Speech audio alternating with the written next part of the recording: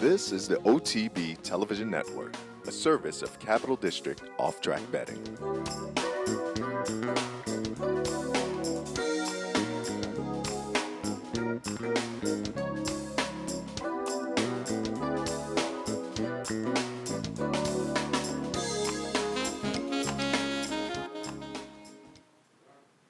And good morning. Welcome to Racing Across America for this Monday morning as we kick off another week. Coming up on today's show, we will be joined by Mike Penna, Horse Racing Radio Network. We're going to take a look at some of the stakes action from the weekend past, and bottom of the hour, a little after the bottom of the hour, Pat Cummings from Trackist. Pat was out at the Global Symposium on Racing and Gaming out at the University of Arizona, part of the racetrack industry program out there.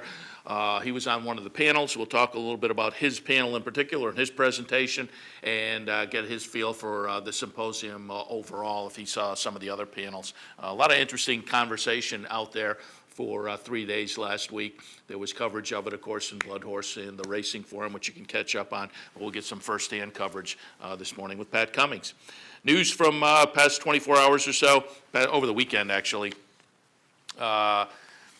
Out in Japan, just wanted to bring up Ashihai High Futurity. I'm probably pronouncing that improperly, but in Japan, Nakayama on Sunday yesterday, just bringing this one up. It was a grade 1 event on the turf for 2-year-olds. The winner was Asia Express, and I mention it because Ryan Moore got the victory. Ryan Moore coming off the Japan Cup triumph a couple of weeks ago, gets it done. And Ryan Moore on a little bit of a run this year, certainly caught our attention over here with a nice performance over Breeders' Cup weekend.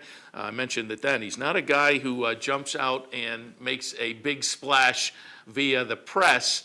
Certainly Donna Brothers on horseback on Breeders' Cup weekend after a couple of victories was having to work a little bit to get some feedback from Ryan Moore. But talented on horseback, not, as I say, not particularly loquacious on the screen or with the press, but he does very well when he's put on a racehorse. And so Ryan Moore internationally is now, I think, starting to attract a little bit of attention, quite a bit of attention actually. It has been written about over the past couple of months because of some of these international victories, but continues that yesterday in Japan with the victory, and again, the grade 1 Ashihai High Futurity. As I say, I may not be pronouncing that right. Asia Express, the winner, a U.S.-bred son of Henny Hughes.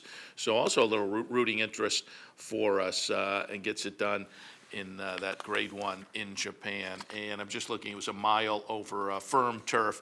The prior race, Asia Express, was on dirt. So this horse has now shown some ability on both the dirt and the turf surfaces.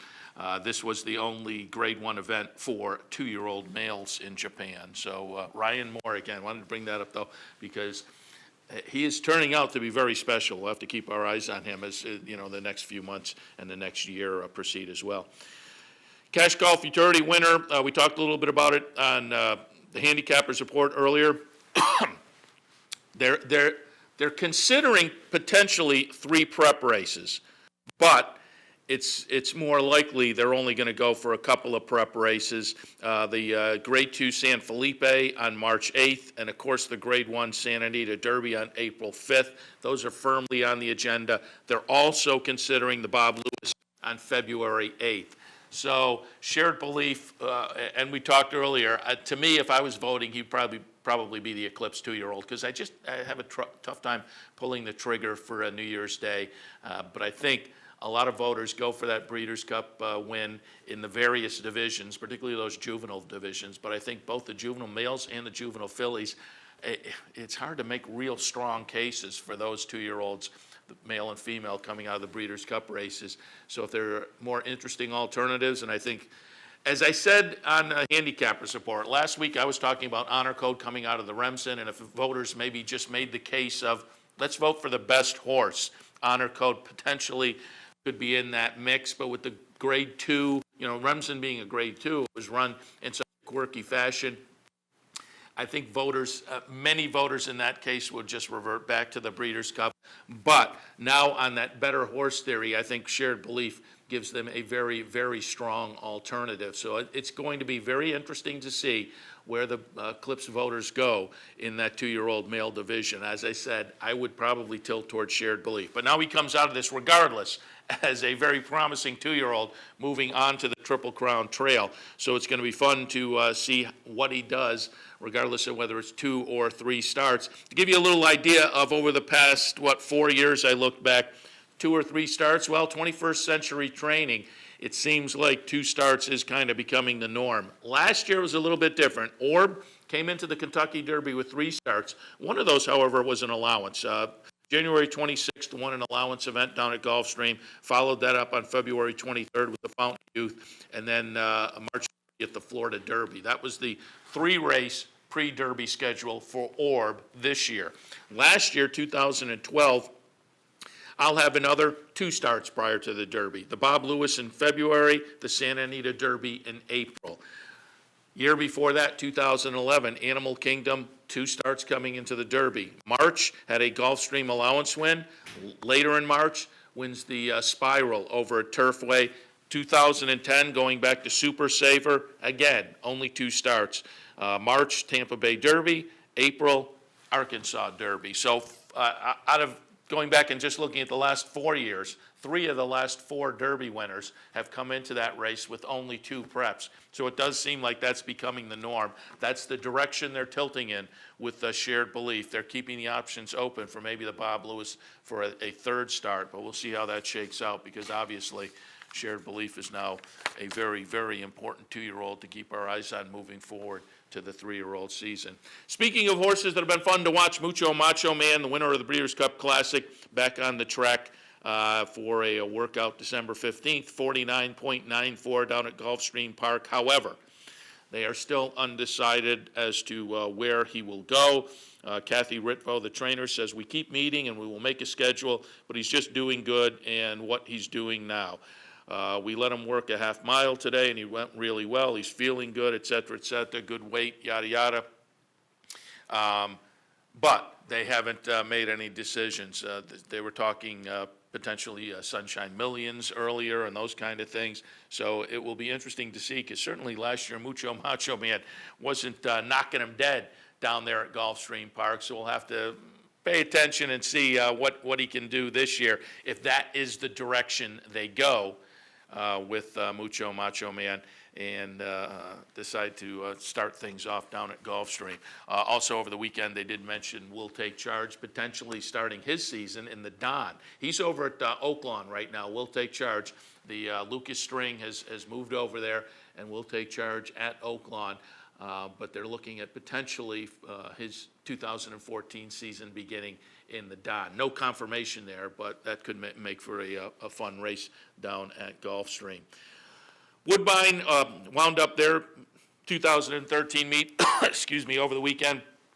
Meet leaders at Woodbine. No shocks. Mark Casse recorded his 7th straight training title. Mark Casse dominant up there at Woodbine in recent years. Won 85 races this year. That compares to 94 in 2012, but still the 84 was good enough for him to take the title. A couple of years ago, he recorded 119, the record up there at Woodbine. So this year, only 85, but again, was good enough to get him the title. Running second in the titles race up at Woodbine, Robert Tiller. He had 62 wins, so again, Casse 85, second place 62. Casse a pretty comfortable margin as the leading trainer up at Woodbine. Reed Baker in third with 54 wins. Luis Contreras was the top jockey. That was his 3rd consecutive Woodbine title. He had 168 wins. That was 27 shy of the 195 he posted last year, but again, good enough to get him the leading jockey title at the meet. Eurico Rosa da Silva finished second with 143. Jesse Campbell third with 91 wins.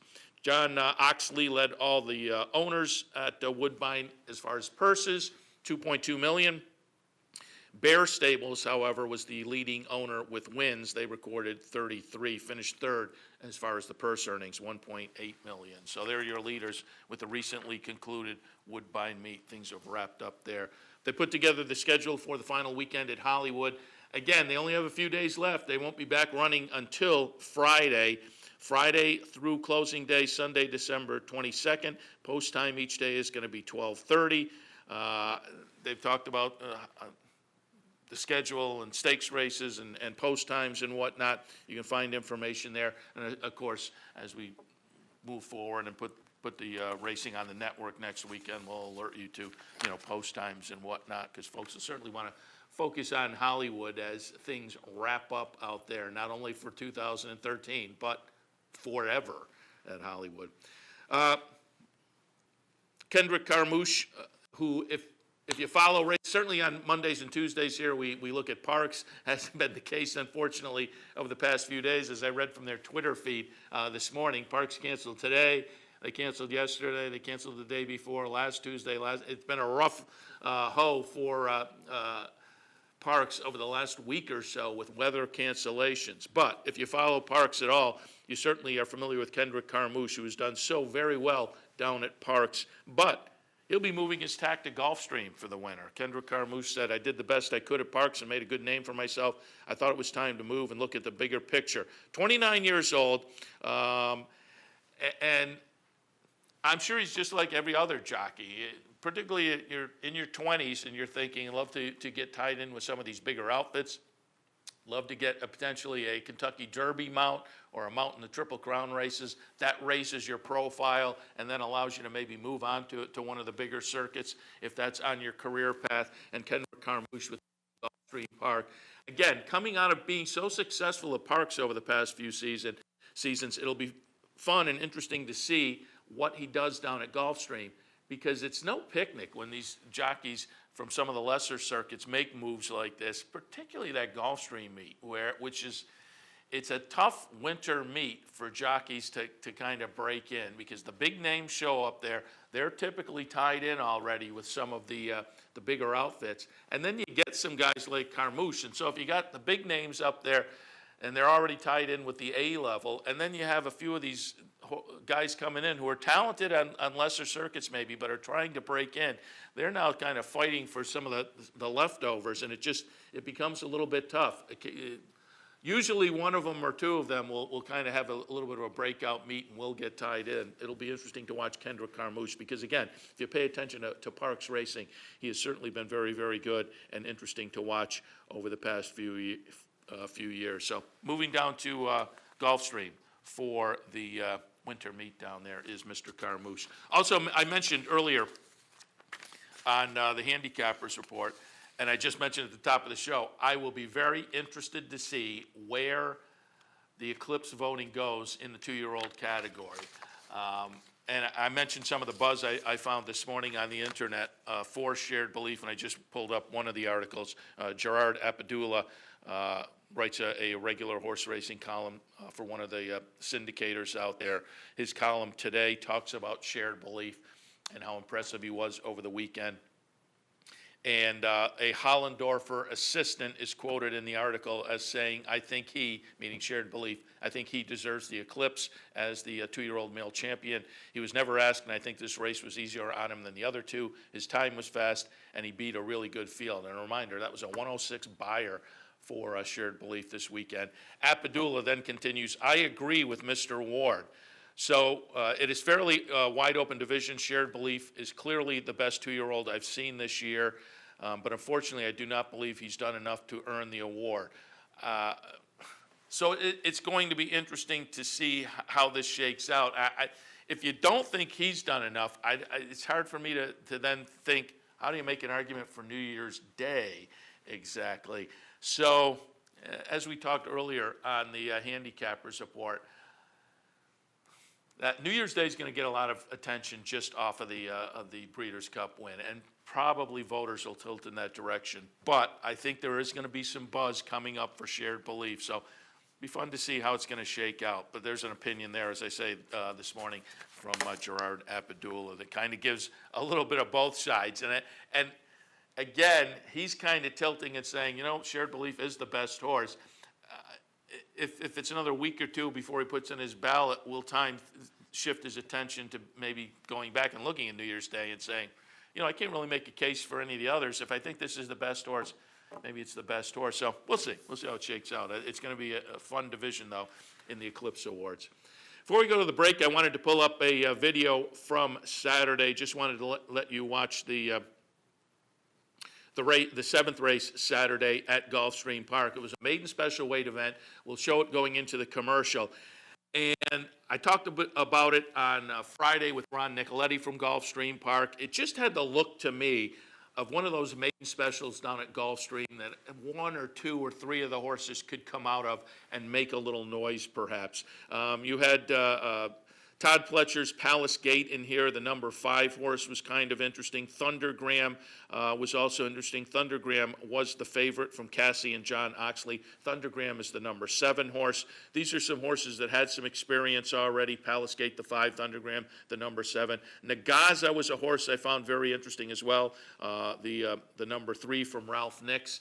And again, these three all had some experience and looked like they potentially could be contenders in this race. But I also mentioned on Friday, our Caravan, first-time starter by Dahir, who was a pretty good precocious sire, was kind of interesting. But more interesting is Michael Dilger, the trainer. And Dilger, as I've said the past few months, a guy for me who's becoming very interesting, fairly new to the training scene. And for me, he's made a little bit of a splash and is worth paying attention to. So we'll watch this maiden special from Saturday down at Gulfstream. Keep your eyes on the number 8, Our Caravan, first-time starter from Dilger. Went off at 35-1. Corey Lannery on board. Watch him down the stretch. As I said on Friday, this could be a race that some of these horses could come out of, and as they go from 2 to 3, could be interesting to keep our eyes on. Our Caravan may be one of those. We'll go to the break. We'll watch the 7th from Gulfstream, maiden special weight on Saturday. Michael Dilger's first-time starter. Our Caravan is the number 8. Check it out as we go to the break. When we come back, Mike Penna from the Horse Racing Radio Network. We're off. A tangle beginning there for Monte Amira. It's CZ on the far outside, out sharply for the lead. And Cajun Kiss also has early speed, rushing up the rail. Here comes Endowment Manager to be a part of the pace as the field runs up the back stretch. Downtown Leroy Brown is up with the leaders as well. Rockboo is 5th down on the inside. Then it's Wild ZZ, followed by Piloting going up between horses. Flag on the Play is after that by another 2. And then as the field moves into the far turn, it's Big Guy Ian Flat in charge to the inside, followed by Concord's Cat. On the far outside, Monte Amira, and then Borsejatori, and at the back it's Chaquette. 22 into the opening quarter, and they're coming to the quarter pole. Endowment Manager is the leader. Downtown Leroy Brown a length and a half behind. Piloting goes up on the far outside, and CZ is right there between horses and begins to move up. Endowment Manager, CZ comes after him with a furlong to go, and Piloting is 3rd. Endowment Manager and CZ on the outside, bearing down with every stride, and CZ is getting up. CZ and Edgard Zayas to beat Endowment Manager. Piloting was 3rd and Monte Amira 4th.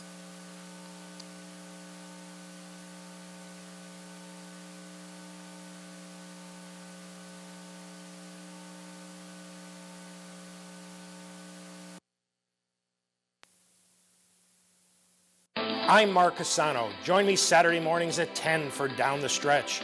We'll inform, analyze, and welcome in the biggest names in racing. So join me Saturday mornings at 10 for Down the Stretch, right here on the OTB Television Network. Here in upstate New York, no one provides bettors with more wagering options than Capital OTB. Our network of branch and easy bet locations stretches from the mid-Hudson Valley all the way to the Canadian border and west to central New York. So whether you need to place a bet, fund your Capital Bets account, or watch the next big race, all the action is just around the corner. A full list of our branch and easy bet locations can be found online at capitalotb.com. Capital OTB, the better and most convenient choice for wagering in upstate New York.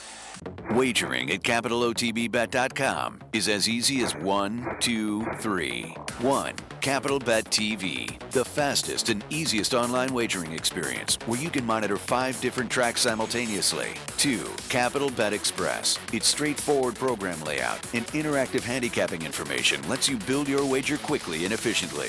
And 3. Capital Bet Pro, designed especially for the professional horse player. CapitalOTBBet.com. Log on today.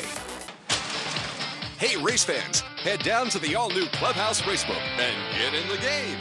With live horse racing on more than 250 flat-screen TVs, state-of-the-art wagering terminals, fantastic food and drinks, an amazing Vegas-style atmosphere with seating for nearly 900 of your closest friends. Conveniently located at 711 Central Avenue, right off Exit 5 of I-90 in Albany, the Clubhouse Racebook is the better choice. I'm Anthony Mormino. Join me weekdays at 9 for the Handicappers Report. We'll handicap the top tracks across the country and help you prepare for the day in racing. That's the Handicappers Report, weekdays at 9, only on the OTB TV network. Welcome back to Racing Across America on this Monday morning. Monday morning means a regular visit from Mike Penna, the Horse Racing Radio Network. Although we missed him last week, travel connections coming out of the Claiming Crown down in Gulfstream, but we're happy to have you this morning, Mike. Yeah, thanks, Seth, and I hope it's a bit of a cleaner trip. At least it was this weekend for a lot of the horses going to the post and what I had coming back from Gulfstream, because it was a mess. And, you know, it wasn't just me. A lot of people affected by the weather last weekend. But happy to be back with you here today and ready to roll. And let's just go back to last weekend for a second, because you were down covering the Claiming Crown for the Horse Racing Radio Network. Always a fun day of racing. Seems to have found a home down there at Gulfstream. Any highlights? Yeah, you know, I think maybe the main highlight is the fact that Gulfstream was playing host to it again, because you're right. I think it has found a home. It's an event that had traveled, as you know, to Minnesota. It was in Canterbury Park, and then Philadelphia, Ellis, Fairgrounds. They had tried it at different places.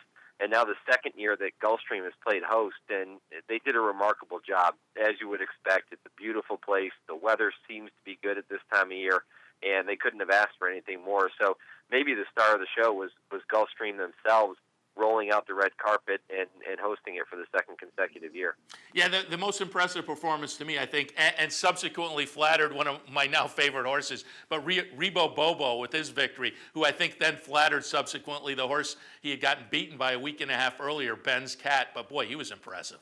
Yeah, he was very impressive, and breaking from the rail, that seemed to be his only obstacle in that race when you looked at it on paper leading into it. If he got a clean break, he figured as the best horse in the race, and he proved it. He took it to him from the start, and he did what Rebo Bobo has done so many times in his career and just never looked back.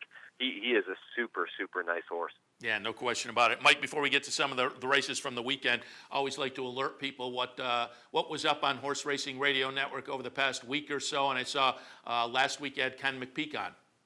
Yeah, Ken McPeek gave us an update on all of his 2-year-olds. He talked about a couple of the horses going to the post in the Cash Call Futurity, and then went on and talked about a couple of the other horses that he had that haven't really gotten rolling yet, but he thinks could be pretty good. So that's definitely worth a listen to, and it's up on our homepage now. Maybe a prelude of things to come from the McPeek barn. Yeah, very good. And they can always check that out. Again, Horse Racing Radio Network. And let's take a look at that Cash Call Futurity. Ken McPeek had to be a little disappointed, but Jerry Hollendorfer not so. Jerry Hollendorfer shared belief, now 3 for 3. We're going to watch the stretch run of the Hollywood Futurity. Candy Boy, a nice second at 26-1, but nobody was challenging this winner. Shared belief, as I say, now 3 for 3. I talked earlier on the show. You'd have to think he throws his hat into the conversation for a 2-year-old Eclipse, perhaps. I would make the argument that he should get the Eclipse. I talked last week about Honor Code potentially being the best 2-year-old, and if I had a vote, I might go in that direction. But I think the Grade 2 Remsen and the quirky way it was run will shy a lot of voters away. On the other hand, this horse has now done everything right and caps the season off with a big Grade 1 victory. Yeah, he really has, and that was as impressive a win as you're going to see from a young horse. He's now 3 for 3, and really hasn't even been challenged. When you look at what he did in his first 2 starts, winning by 7 lengths, and then taking the Grade 3 Hollywood Preview Stakes by 7 3/4 lengths in his second start, and now to win by more than 5 in his first 2-turn test in the Grade 1 cash call. Just super impressive. And, he seems to be a horse that has a lot of maturity. I would assume, and I don't know this to be the case for sure, but I would assume that he might have been a bit of a rogue in the early days because he is a gelding, and usually you don't like to geld a horse unless they really are acting up and they're having some issues mentally. But he has shown absolutely zero issues mentally on the racetrack. He was so impressive in winning the other day, and I love the fact that he tends to relax early in his races, even though he has a high cruising speed. And Corey Nakatani came out afterwards and said that he was really just a passenger and along for the ride. And if he can keep being along for the ride with this horse, it could be a fun ride. Yeah, no question about it, and it's going to be a fun ride, I think, for horse racing to boot if this horse stays alive on the Triple Crown Trail, because being tied in with Jim Rome certainly going to provide some nice PR for the sport. Yeah, and Jim Rome's a guy that just absolutely loves the sport. He had a lot of success, obviously, with the Breeders' Cup, and now looking ahead to what we're going to see here with Shared Belief, to have a horse on the road to the Derby and all the publicity that the sport will receive with Jim on his radio show and certainly on television, it will be a great boost for thoroughbred racing, and couldn't be happier for the connection. Yeah, no question about it. And then just taking a look down, Tamorando runs third. The horse that was certainly the disappointment had to be Tapit Rich, and you would have to think now they just have to go back and regroup with this horse. A little bit of a head case and maybe some lesser competition to get the head screwed on right. Yeah, I talked about the maturity shown by Shared Belief. Well, Tapit Rich has been exactly the opposite, and I can remember watching him in the mornings during the leading up to the Breeders' Cup at Santa Anita, and he was having those very same issues where he was a bit rank in the mornings and didn't really want to focus. They're going to have to go back to the drawing board with him and see if they can get him to settle down and relax and figure it out. He obviously has a world of talent, as he displayed in his maiden win, but if he can't put it together mentally, it's going to be a long road for Tapit Rich. Yeah, and as I say, it will be interesting to see what they do next, because it seems like maybe step it down and go into the more logical allowance non-winners and just get this horse's head screwed on right. Mike, let's take a look at yesterday at Gulfstream Park, the South Beach at Gulfstream for 3-year-olds and up, fillies and mares going 7.5 on the turf down there. That's a 2-turn race. And I bring this up, Baffle Me is going to be the winner as the even money favorite, the number 6 horse. And I bring this up also because on board Baffle Me, Javier Castellano, who went 4 for 4 yesterday at Gulfstream and comes off a week where he broke the all-time season's earning record for jockeys. What a role this guy is on this year. Yeah, it's been a hard year for Javier, hasn't it? Yeah, good to see him racking up these totals. It's well-deserved. He's been one of the best riders in the game for a long time now, and to see him doing it the way he's doing it is great. And to see Baffle Me do it the way that she did it on Sunday afternoon was very impressive as well. She sat just off the pace, got a very comfortable ride under Javier Castellano, but turning for home, you had to think maybe this wasn't going to be her day, even though she's very game and she was the even money favorite. She got kind of a 2-pronged challenge from Miss Montreal down toward the inside, and Sure Root on the outside, who looked at one point like she was going to go right on by Baffle Me, but Baffle Me just continues to show that gameness and that heart, and she dug back in. She fended off the challengers, and she gets her 3rd consecutive stakes victory, and really seems to have found a home with this 7.5 furlong distance on the turf. You would think that maybe a mile might be a good distance for her moving forward, because of the fact that she's not going to have a lot of 7.5 furlong opportunities. But I think that she's a filly that certainly has gotten good in her last couple of starts and deserves a look as we move forward. Yeah, she's going to be, been popping around in restricted stakes and listed stakes and whatnot. Be interesting to see what they do going forward, although they banked about $400,000 doing what they're doing, so they aren't doing anything wrong, certainly. And another race from the weekend that I found very interesting, it had a fun, full field, but I went back to last year, and that's why I pulled up the Springboard Mile from Remington yesterday, and I just want to remind people, Springboard Mile, if that hasn't hit your radar yet, go back to the 2012 Springboard Mile, won by Texas Bling, running second that day, Will Take Charge. They both came out of that race to follow up in the Smarty Jones down at Oaklawn this past January. They changed things up. Will Take Charge wins. Texas Bling finishes second. Just want to remind people, though, in the Remington Mile, Texas Bling wins at 128 to 1. Will Take Charge runs second at 11 to 1. And then they follow up in the Smarty Jones, again running first and second at 12 to 1 and 18 to 1. So nobody believed the race last year, so maybe we should pay attention this year. We're going to watch the stretch run, Mike, from yesterday's Remington Springboard Mile. And at 23 to 1, it's the number 6 Louis Flower. And as I read, Brett Calhoun is heading down to Oaklawn with this one. So it'll be fun to watch going forward. Running second in the race, the number 8 Noble Cornerstone. That one went out for Wesley Ward. Only the second career start for Noble Cornerstone. So the second place finish by just a neck, I don't think is any disgrace for, again, a second-time starter coming out of a maiden victory. So again, we're watching the stretch now. Number 6, Louis Flower, will get the win, 23 to 1. Noble Cornerstone runs second. Boji Moon runs fifth as the favorite, but to show how competitive this field was, the 3 to 1 favorite in a field of 12. Again, Mike, I think this is interesting because of what came out of this race last year. Yeah, and I think we could see some similarities moving forward into 2014. It's great that you do bring up that race from a year ago because of the success that Will Take Charge had later on in the season. And you can't help but think, as well as Louis Flower performed and dug in, held off Noble Cornerstone to get the win, you can't help but think that maybe Noble Cornerstone might turn out to be the more accomplished of the two moving forward, but still so much to be decided on that front. But I thought Noble Cornerstone was very impressive, sitting a little bit further back under Kent DeSormo and showing, again, that mental maturity for a very young horse. And you said just making his second lifetime start and his first try around 2 turns, which is always a bit of a tough ask for a horse coming out of a 6-furlong sprint. And to do it in a stakes race like this, I thought Noble Cornerstone is worth keeping on your radar going forward, because that was a very nice win, a nice effort from him. But, you know, Louis Flower, very, very good. He's been good at Remington and kind of the local favorite there, and ran a big race. And the question will be, you know, how far does he want to go? Can he continue to improve, or is this going to be the top for a horse like Louis Flower? So a lot of things to be determined. I thought Boji Moon was very disappointing because had really no excuses, slipped through down toward the inside under Terry Thompson, looked like he was going to be the one to go on with it through the stretch, and then just kind of flattened out and never really went on with it. So a disappointing effort for Boji Moon. They'll go back and give him another shot, I'm sure. But for me, Noble Cornerstone was probably the most impressive and the one that I would want to keep an eye on moving forward. And you speak of Boji Moon, trained by Chris Richard, and he's a guy over the past year who certainly hit my radar screen. Have you had him on the radio at all? I have not.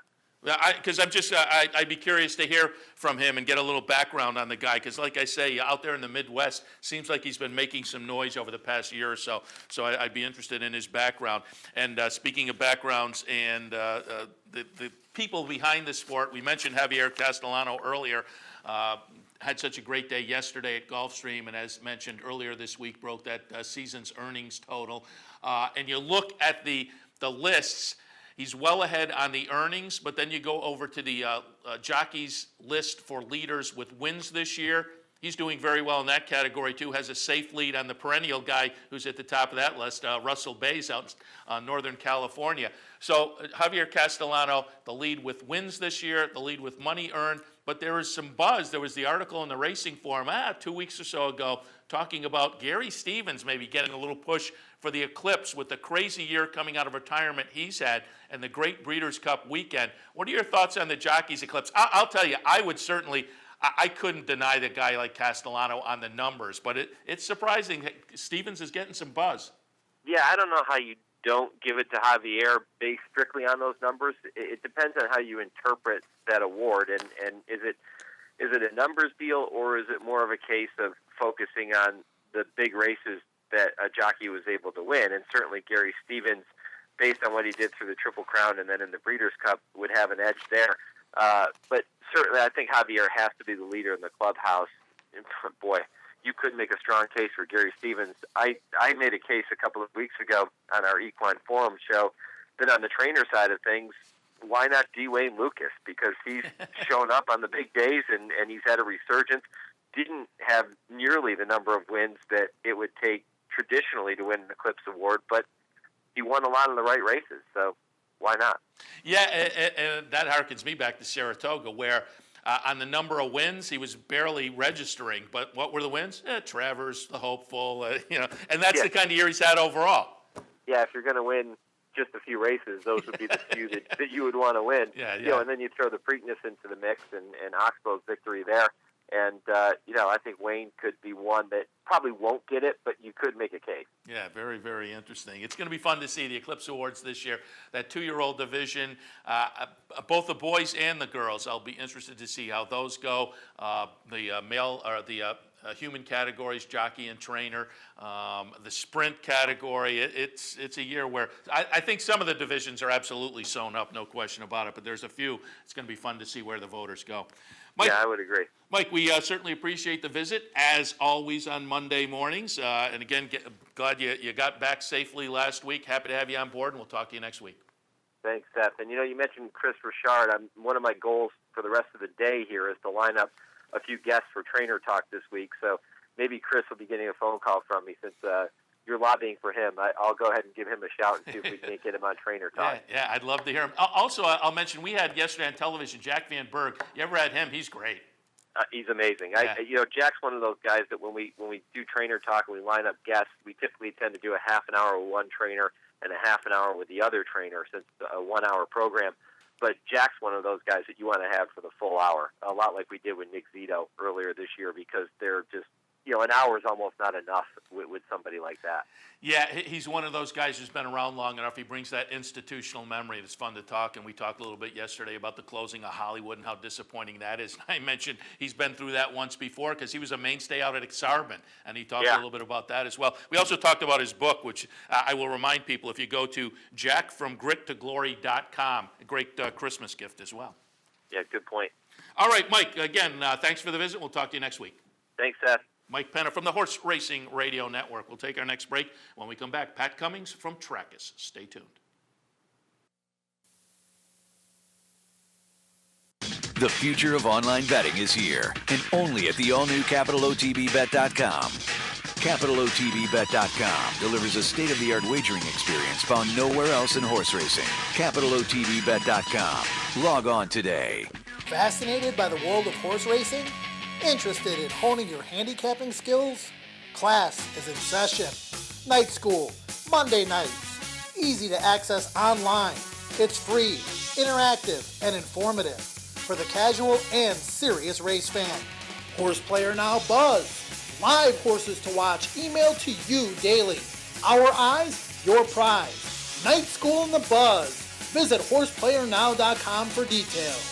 Each morning on the OTB TV network, you get the very best in horse racing programming. Weekdays begin with the Handicappers Report, where professional handicappers share their selections and analysis of the day's racing. Followed by Racing Across America, a daily conversation with racing personalities from around the country.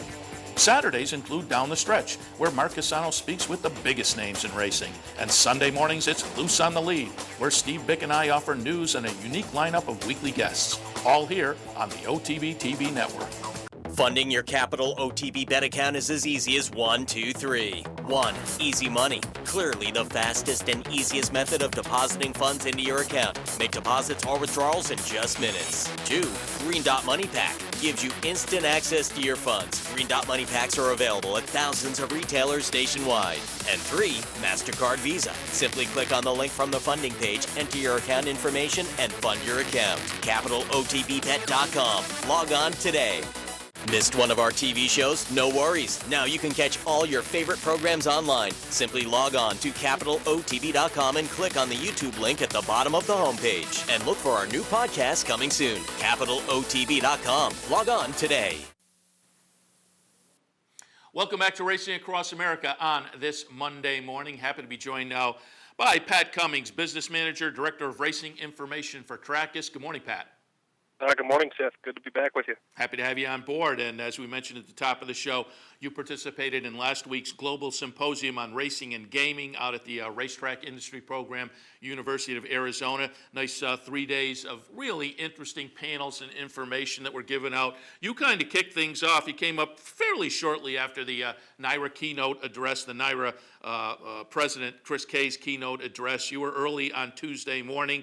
You were on a panel with Mark Attenberg from Timeform, Dave Siegel from Trackmaster, our buddy Dick Powell was the moderator, and you were on board. Name of the panel, New Ways to Look at Numbers. Give us a little overview on what you folks discussed.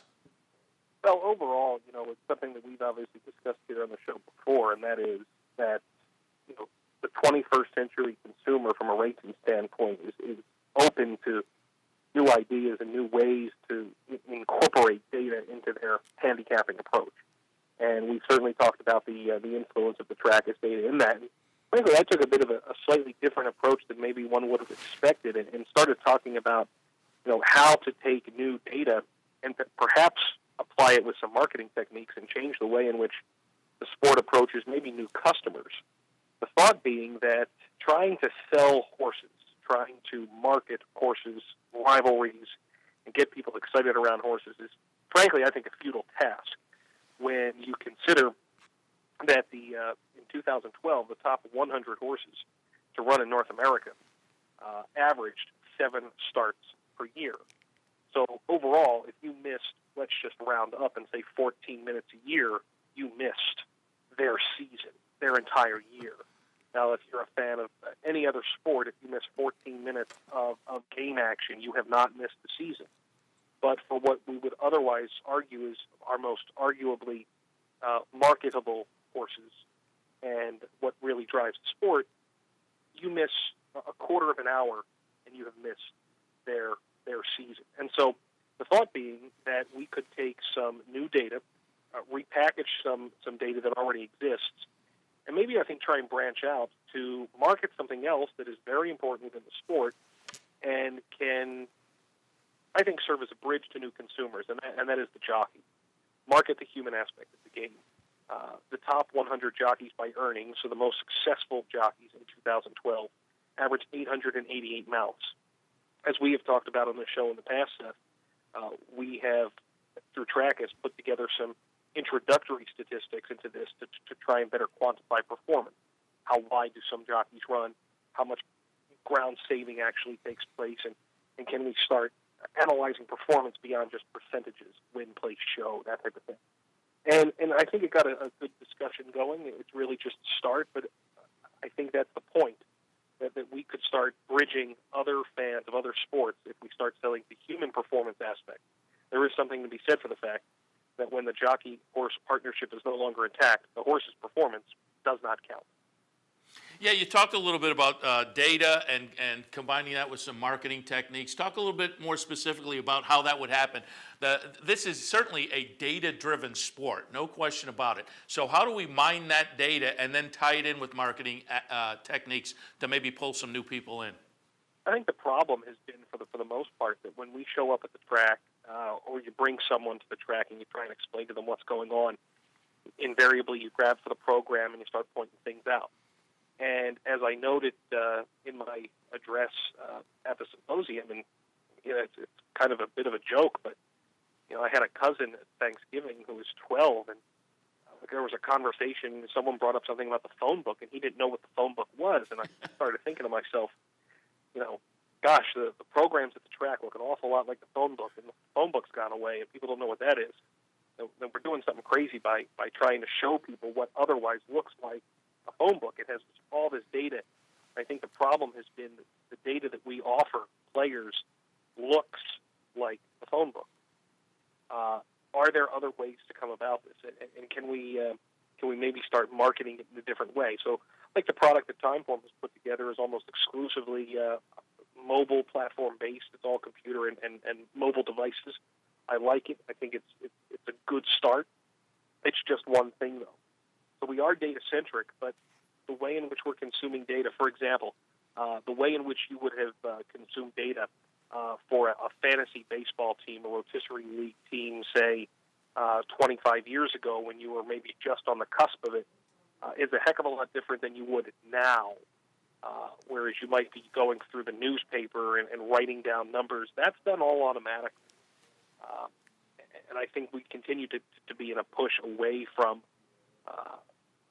truly, ink and paper, and much more into the mobile delivery of data, and how we could do that best to appeal to today's 21st century consumer is great, because I think, frankly, we spend a little too much time focusing on our 20th century consumer in the sport. And let me ask you this. We actually talked about the symposium a little bit last week on the show just prior to this, the Handicappers Report. My partner there, Anthony Mormino, we talked a little bit last week, and he was following up actually on your panel and comments you made about expanding the statistics and presenting more comprehensive statistics, maybe in a different way, as you say. And he said it in almost a humorous way, but I wonder if you do get pushback from some of the older guys. If you expand out the statistics and make them a little easier to comprehend, and everybody has a shot at them, does that bother some of the old guys? Because when the Racing Forum added in the trainer stats, that took away a lot of an edge some folks had who made their own trainer stats. So do you get any push? As I say, he said it in a humorous way, but is there kind of a pushback from folks who maybe are thinking, hey, don't make it easier for everybody? It's a valid concern. I'm not going to argue that at all. I think anything that tries to extrapolate more data and make it clearer and more understanding is taking away an edge from the person who has otherwise found their edge there. And frankly, that should just challenge people, I think, to do more. What it's going to do, though, is it will bring more participants to the marketplace. A more efficient marketplace yields more market participation. Look at it like the stock market. How many people were involved in the stock market in the 1970s versus 2000? How many people had mutual funds? How many people were day in and day out following what was going on? How many people had their retirement tied up in individual securities, and that type of thing? 30 years or 50 years ago compared to 20 years ago, that has changed. And it doesn't mean that people are, quote unquote, performing to a lesser degree. It has increased participation in the marketplace. And we have seen, the overall market value has increased. I think it's the same way here in racing, that the more information we put out there, we want more market participation. We need more market participation. And with that will come greater efficiencies. And I think it's good for the sport overall. And I agree. That's exactly the case I would make. When the Racing Forum did it, when those stats get out there, if you make it a little easier for everybody, I think it increases participation. Folks who are just getting into the game find it a little easier to participate. But then it's up to folks to use that data in more efficient manners. And those of us who've been around a while can do that. And as you say, then search out maybe some newer angles. Seth, it should be mentioned along the same lines with NYRA introducing this new wager, the Omni wager, that is coming out beginning of the new year, in which players need to select 2 horses to finish in the first 3. There's something about that I think some people are automatically against for some reason, because it's not going to pay some huge sum. It typically has a lower overall return, that the chance for a big jackpot isn't there. I think that's a good thing. I think we need to create more winners. We need to increase the churn, and what we have seen habitually over the last, let's literally say 10 years, is an increase in the number of big money return bets, high return bets, pick 4s, pick 5, pick 6, then these jackpot bets, and frankly, all that does is create more losers. That creates less churn. I tend to think that these are the types of things that we need to be doing, and so what we're going to see is more data in more efficient manners yields more interest from people because it becomes more understandable. The big players are always going to be interested, and they're going to look for value in different ways. But if we're trying to bring more people into the game and kind of increase the float for everyone, that's going to come by increasing churn, increasing access to information, those types of things. I'm right with you, and there's been that argument. Bayer made it. I've had Andy Serling on the show when we were up in Saratoga. Those jackpot bets, they can be kind of fun, but there's also certainly a negative in that if you're only giving that money out to one person, that takes a lot of money out of the betting stream. If somebody picks up $1 million, that whole $1 million isn't going back in. Whereas if you have 1 million people winning a little, or 1,000 people winning a little bit, that's going to get churned back in probably. So there's some negatives to those. And then the flip side, as you say, these bets that pay off less, but you get more winners, those of us who have been around the game a long time tend to forget, but I'm sure you've done it just the way I have. Up at Saratoga, typically during the meet, I'll bring some new people to the track a few times during the meet, and you forget that $3.20 show bet is like us winning a pick four. People who are brand new, they're thrilled just to get up there and cash a ticket. So that pulls them into the game, and that more winner kind of scenario certainly has the benefits in those ways that, as I say, those of us who have been around the game for a while maybe have forgotten. Agreed. Yeah, no question about it. And so now you're talking about a situation, expand the data, the way the data is presented, change that a little bit, maybe make it more efficient. What did anything come out of the panel of maybe what some next steps can be taken by the industry to try to get there? I think it's going to have to be a partnership between the tracks themselves and data providers. It doesn't happen individually. You know, you can present a product that only gets you so far. That the track has to be a partner with you to market the product and to be a part of it. I was in Hong Kong for the international races, a couple weeks ago, and they have a jockey challenge bet every day. And, you know, we have talked about this before, and I know you have as well, about how much money is bet in Hong Kong on a daily basis. It's roughly the equivalent of, every day is roughly the equivalent of the handle at Churchill Downs on Kentucky Derby Day. It's a huge betting day, over 150 million U.S. a day. They handle roughly 1.5 million U.S. on this jockey challenge bet. Now, that sounds like a lot, but realistically, we're talking about only 1% of their handle, sometimes less than 1% on that. But it's a huge marketing ploy, okay? People are talking about jockeys, jockey performance. Who's going to be the best jockey on the day, and you can bet it. For me, it's much easier to market human performance when one bet of yours is going to make 6, 7, 8, 9 appearances over the course of a card. To get someone to follow that, that's great. But if we're, from a tracker standpoint or from other industry partner standpoints, if we're creating data around this, the tracks themselves also have to be willing participants in the marketing of this and actually the ones that have to offer the bets. So it's something that I think could be done. It's been done for the Breeders' Cup in the past.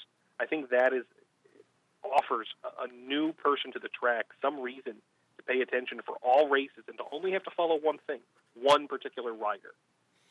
It might go against the grain of what the common person thinks, which is it's all about the horse. And it is to a certain segment of the population. But to try and grab someone new when there's 9 different sets of horses on one particular day, it's really tough, I think, to get past that and kind of bridge the gap between what they're used to doing in other sports and what they're getting from racing. And again, anecdotally, I think you're onto something there because, as I say, anecdotally, going back to bringing people to Saratoga, even folks who are new and haven't made many trips to the track, they always seem to have 1 or 2 jockeys that they're familiar with, and they're kind of, as they look down the program, oh, there's Jerry Bailey, let me play that horse. And so I think even casual, even less than casual fans, certainly in the Saratoga area, which is maybe a little bit different, but are kind of clued into the human names and very easily translate in that direction. I certainly agree with you. Hong Kong, we've said it before on this network, Hong Kong and the way they do things, just that is the model. I go to that Hong Kong website and the information available there, the Daily Stewards Report, which has so much information and transparency. They are certainly a model in a lot of areas. Pat, before we let you go, we have 2 or 3 minutes left, but I just wonder if you, during the time out there at the symposium, if you were able to bounce into any of the other panels. There were certainly some nice discussions. The panel on contest handicapping seemed a little bit interesting to me. There was a few that it kind of attracted my attention with the recap articles. Anything out there of interest to you? I will suggest that we did get a preview of the upcoming show that's due to run on the Esquire network beginning in January called Jockeys. And? I said called Jockeys. Same guys that did Jockeys. It's going to be called Horse Players. And our focus was on contest players and guys who were trying to make it to the NHC. And let me tell you, I was really amused by it. I think it's going to be phenomenal.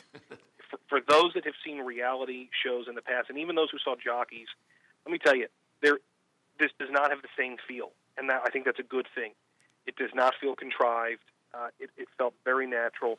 And I know some of the people who have been on this, Peter Rotundo from the Breeders' Cup and his father, who are big contest players. It's really very funny and engaging and very real. And I think a lot of players and non-horse players alike are going to be amused by it and entertained by it. I was really very, very impressed. We got about 10 minutes of footage in one of the preview sessions. I think it's going to be very, very entertaining. Hour long. I want to say it's going to be 10 episodes, and it's going to be due to launch in early January, and more information will certainly be forthcoming in the next couple of weeks to kind of present the final push. But that's something I think people should really look forward to.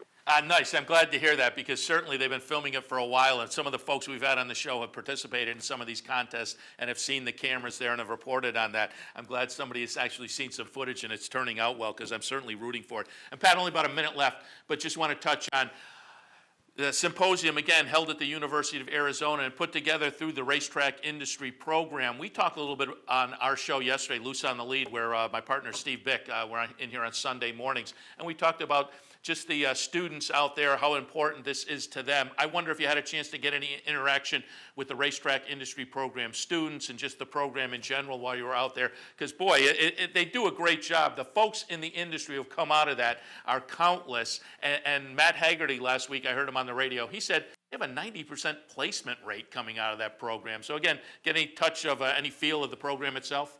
Yeah, no, had the pleasure to certainly do some interacting, and it is encouraging to see it. I think that most people don't recognize how many people in the industry come out of programs like this. I know the University of Louisville has one as well. It's very easy, I think, to get frustrated from an age standpoint of, there's not enough new blood coming into the sport. But when you see this and you experience that, you do realize that there is a difference, and that there really is, and there are people that are trying to form kind of new blood in the game and bring that into new positions in the workforce. It was encouraging to see, and I have this is my third year that I was out there, so I really did enjoy it and had some good interaction. So I'm fairly confident of what stands going forward. Yeah, I think if there was a list printed, folks would be surprised. Names they're very, very familiar with in the industry who came out of there. So congratulations to them as well for putting together another nice symposium. Pat, as always, really appreciated the visit. We'll talk to you down the road, but in the meantime, happy holidays. The same, Seth, and all the best. All right, Pat Cummings from Trackus. A little earlier on, Mike Penna from the Horse Racing Radio Network, which wraps us up for Monday. Beginning of the week, we're here every Monday through Friday from 10 to 11 a.m. 9 to 10 is the Handicappers Report. We were on earlier. Don't forget, Parks is canceled for this afternoon, but we took a little look at Turf Paradise and Beulah. Hopefully, we handed out some good info. Cash some tickets this afternoon. We'll see you again tomorrow morning. I'm Jeff Carl. Join me Saturdays and Sundays at 9 for the Handicappers Report. We'll handicap the top tracks across the country and help you prepare for the weekend in racing. That's the Handicappers Report. Weekends at 9, only here on the OTB TV Network. I got it. Watch me. I got it. Hey! I got something that makes me want to shout. I got something that tells me what it's all about. I got to move. That tells me what to do. If you don't, brothers and sisters, then you won't know what it's all about.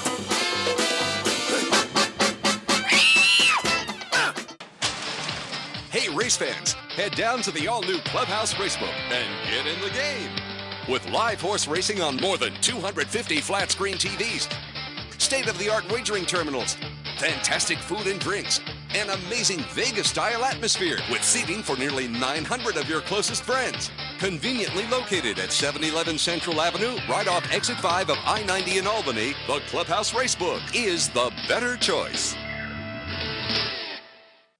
Using CapitalOTBBet.com is as easy as 1, 2, 3. 1. Simply log on with your username and password from the homepage. 2. Fund your Capital OTB account through our Easy Money, Green Dot, or Visa MasterCard options. And 3. Place your bet on one of our 3 easy-to-navigate wagering platforms, Capital Bet TV, Capital Bet Express, or Capital Bet Pro. CapitalOTBBet.com. Log on today. This is Steve Beck. Join me Tuesday through Saturday here on OTB TV for At the Races, my Sirius XM daily news magazine of the thoroughbred industry. Handicapping, interviews, analysis, everything you could want. 6 a.m. OTB TV.